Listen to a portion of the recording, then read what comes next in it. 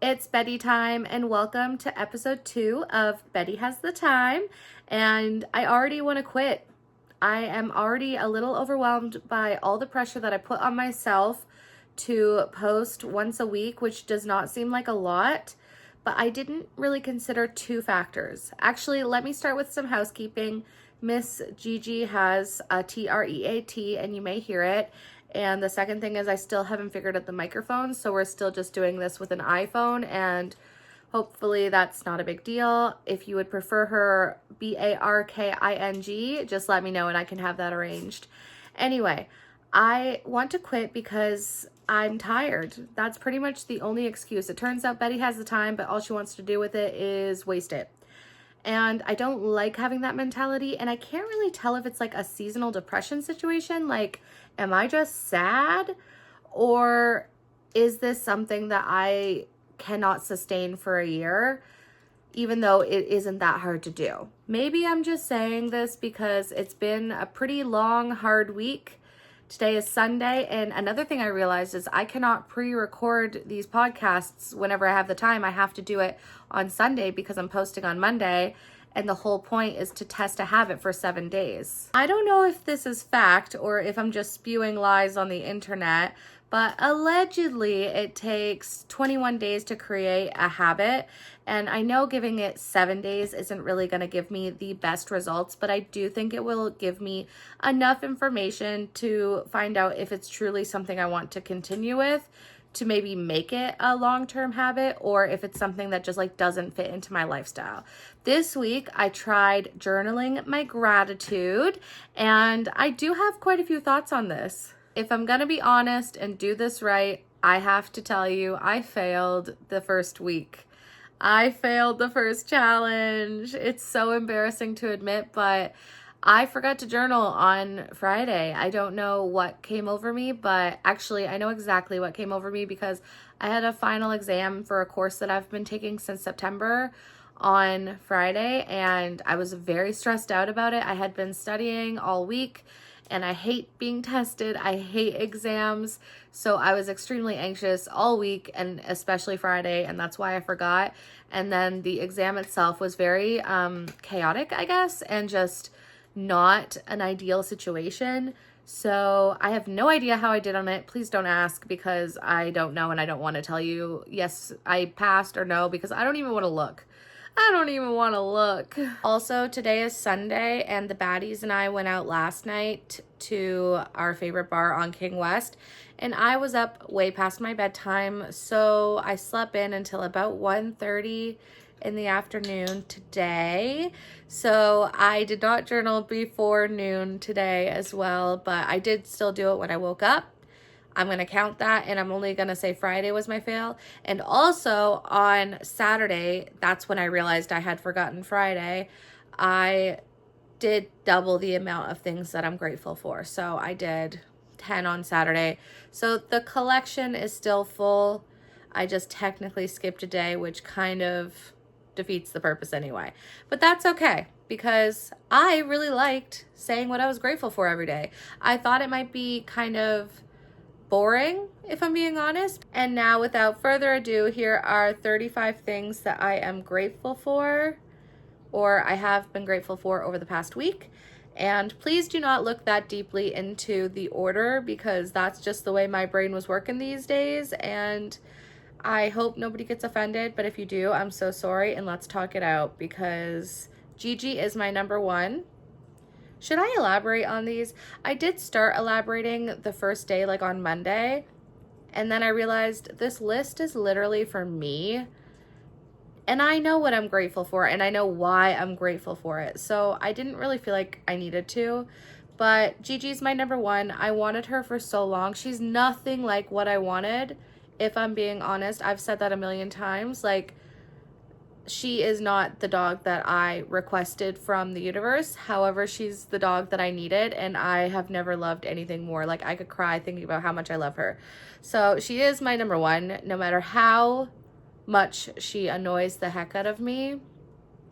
I love her so much, and I'm so grateful that I can have a dog. If I couldn't have a dog, if I couldn't have her, not any dog, if I couldn't have her, I don't know what I'd do. Number 2 are my parents. I love them both so much. I cannot imagine my life without them. And I am so, so lucky that I have a great relationship with both of them. And also that they have supported me my whole life. Like, I could honestly cry thinking about them as well. So I'm just very grateful and very lucky that I have them. Number 3 are my BFFs. Honestly, same thing. I would not be me if I didn't have them. And you know who you are. Number 4, living alone. This experience of living by myself has been so eye-opening. If I still had to live with roommates right now at the ripe old age of 33, I commend those who do, but I couldn't do it again. Like, Courtney was my last roommate until I find a husband and I move in with him or a fiance or something of that nature, because I love living alone so much. I honestly could live alone the rest of my life and just have like my partner living next door. That would be ideal. That's all for Monday. So for Tuesday, I said my job, because who would have thought that being a property administrator would bring me so much joy? But I genuinely like my job. Number 7 is my health. I guess that's kind of an umbrella. Number 8, the internet. Number 9, my close friends. Number 10, my independence. Please do not look into the order of that. That's just how they came out of my brain on Tuesday. On Wednesday, the first thing that I wrote down was my safety. And I have been thinking a lot about my safety recently. Just as a woman in 2025 who lives alone, who is single, it can be dangerous out there. And I am happy to report, lucky to report, that most of the time I feel safe. I surround myself with very trustworthy people, I guess. I don't put myself in dangerous situations. I live in a good neighborhood, all of the above, but I am very grateful for my safety. For the rest of Wednesday, I said dating apps, which may be controversial, but I don't think I would have met 90% of the men that I've dated without dating apps. It just broadens your pool of dating. And when the dating pool is so limited to begin with, even in a giant city like Toronto, there are so many people who are not interested in you physically. There's people who are married, engaged, in relationships already. There's like not as many good people out there. Like, you want someone educated, you want someone funny, you want someone that you're attracted to. Like, there's all of these things that make the dating pool very small. And when you're a fishy like me, dating apps help. So I'm grateful for them. Number 13, I said my boss. I'm lucky to love my job, but I don't think I would love my job half as much if I didn't enjoy working for my boss. Number 14, I said travel. That's self-explanatory. And number 15, I said Google Maps. The amount of times Google Maps has saved my life, I'm grateful.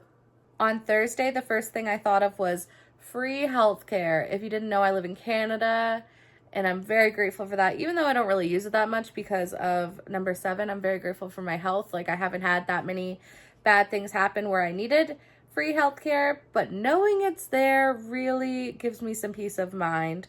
Number 17, buying whatever I want. And by that, I just mean like little things. Like, if I wanted a couple extra things in my groceries, even though groceries are so expensive, if I wanted to splurge on my $11 hot chocolate, I can.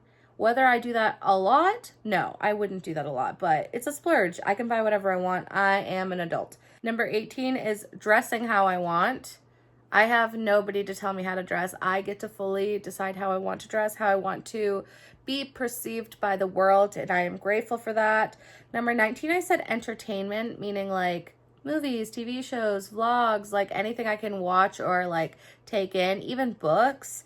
And then on 20, I said music. I don't know why I didn't put music way higher on the list, because I love music, but it ended up at number 20. Like I said, please don't look too deep into the order of this list, but I also put in brackets playlists.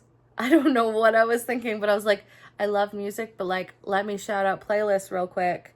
I guess I'm just grateful for them. I love that you can put all of your music into a list and just listen to that. And then also, I guess that's it for Thursday. Number 21 on Friday. So this is actually what I said on Saturday.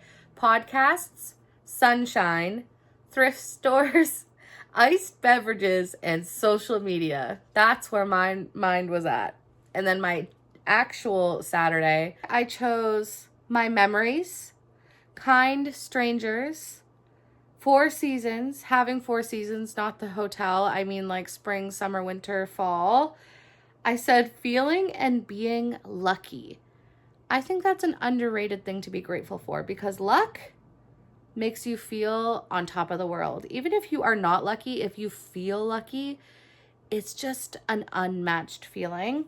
And then I said number 30, concerts. Can you believe I waited until 30 things on a list to say that I'm grateful for live music and seeing my favorite artists live? I cannot believe that. And then that brings us to today. And we opened our Christmas gifts. The baddies opened our Christmas gifts for each other. We had like a little limit of, I think it was $30. And I just said I was grateful for gifts. I love getting gifts. I love giving gifts and packages. Like when I get mail, I'm just like so excited. So 31 was gifts or packages. 32, convenience, which I do think is pretty self-explanatory. Honestly, for this, I could also say apps. Like I love my Instacart app, having my groceries delivered. That's convenient. My Uber app, having food delivered or getting a ride very quickly and easily. That's convenient. Number 33, education. This probably also should have been a little higher on the list, but you know what? I am not happy with the education system right now, so it's number 33. Number 34 is controlling temperatures.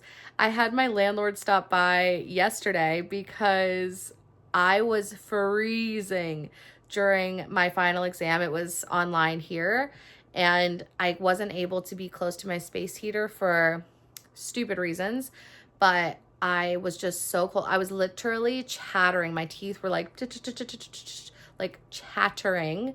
I was so cold and I was like covered up with my hoodie, but I couldn't have a blanket because it's a long story. Doesn't matter, but I was cold. So I text my landlord, and nobody is living upstairs anymore. And they were the ones who were controlling the heat.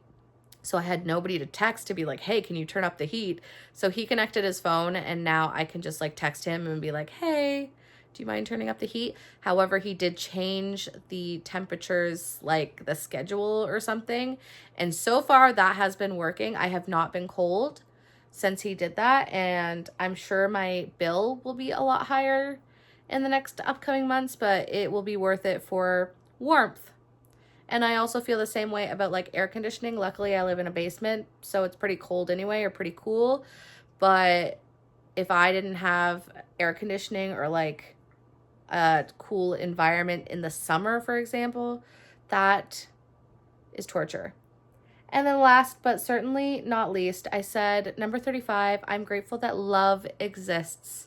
Even if I don't have a romantic partner right now, I know that love exists because I know that I love deeply, and I'm grateful for that knowledge, because if I didn't know that, if I didn't believe that, then I think I would be in a much worse place than I am. Now that we have gone over my long and boring list of everything that I'm grateful for, I think the next step is to decide whether or not I would like to continue creating this habit. And I think I do want to do that. So step 2 is going to be 21 days. So if I like it enough for 7 days, why not keep doing it for 21? I can check back in a couple weeks to see if I'm still doing it. I think I will change it. It doesn't have to be in the morning. Although it was nice to have what I'm grateful for like at the top of my head. Like when I missed my train, I was like, you know what? I'm grateful I can even take the train. And that's not something I would have thought of before. Before I would have been like, oh my God, I missed the train. But I was like, I'm grateful I even have a train to miss. Now that I have my resolution to continue journaling daily, I'll do 5 things daily for 21 days. Then I guess I just have to pick my habit for next week.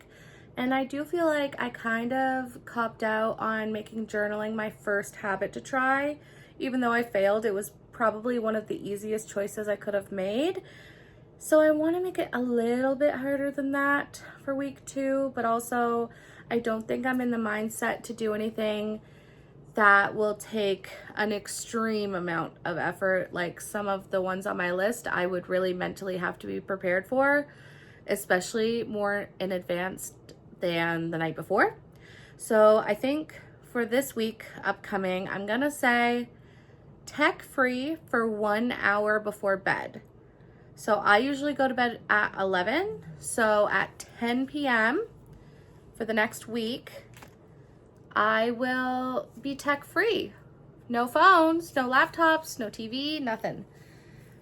Maybe I'll just go to bed. Maybe I'll read. Maybe I'll journal. The options are endless, but I will not be on my phone. And I think I can do that. I think it will be a challenge, but I think I can do it. That's a good mindset, right? Thank you so much for listening to episode 2 of Betty Has the Time. You can find me on Instagram or TikTok at Betty Time Thrifts, even though TikTok will probably be banned in the next week or two. So maybe just find me on Instagram. That's a little bit more reliable, and you can hit me up in the DMs and be like, oh my God, I can't wait to not be on my phone for an hour before bed.